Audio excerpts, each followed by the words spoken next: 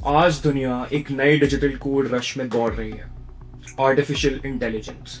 हर company, हर CEO, हर investor एक ही लाइन रिपीट कर रहा है, एआई विल चेंज एवरीथिंग। इस हाइप ने एक साल के अंदर अंदर स्टॉक मार्केट्स को रॉकेट की तरह ऊपर भेज दिया।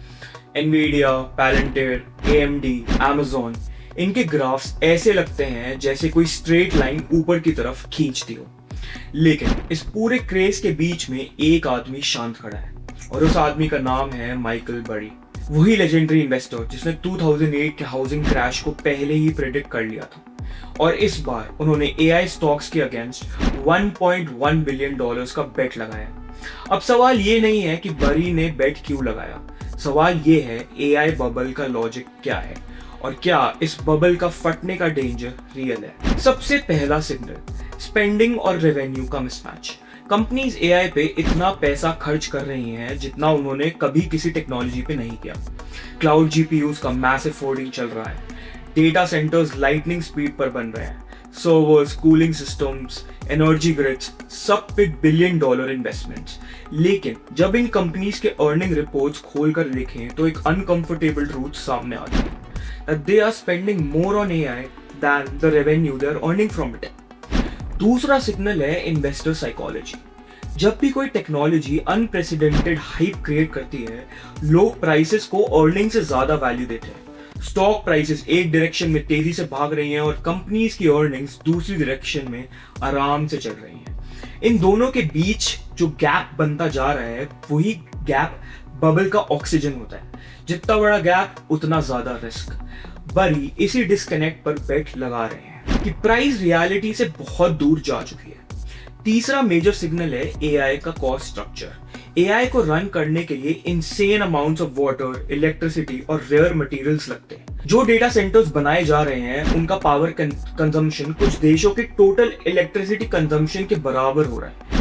एआई मॉडल्स जितने पावरफुल बनते जा रहे हैं, उनका एनर्जी कॉस्ट और डेटा डिमांड एक्सपोनेंशियली बढ़ते ही जा रहा है। कंपनीज को लग रहा है कि ये प्रेजेंट कॉस्ट उन्हें फ्यूचर के प्रॉफिट से रिकवर हो जाएगी, लेकिन अब एनालिस्ट्स यही क्वेश्चन कर रहे हैं, व्हाट इफ इट डजंट। चौथा सिग्नल है रेगुलेटरी प्रेशर्स। यूएस, यूरोप और एशिया में एआई रेगुलेशन का फेज शुरू हो चुका है। Privacy rules, model audits, liability laws सब एआई कंपनीज को स्लो करेंगे। जब रेगुलेशंस ग्रो करते हैं, growth rate naturally cool down होती है। पांचवा मेजर सिग्नल है अर्निंग्स डिसअपॉइंटमेंट।